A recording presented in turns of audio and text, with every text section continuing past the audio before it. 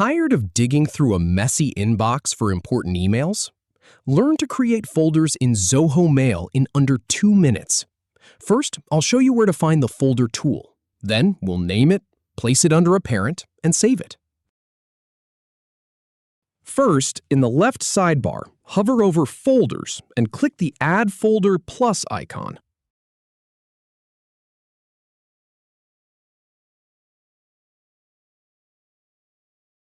Then, enter a folder name. For this video, we'll use Reports.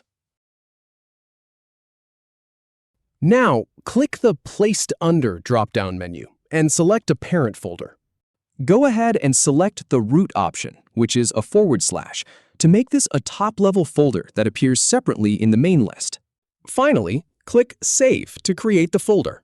And that's it. You've successfully added a new folder in Zoho Mail.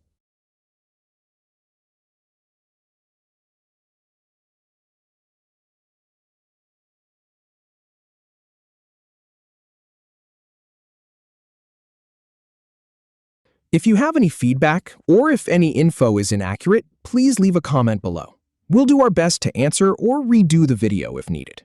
Thanks for watching.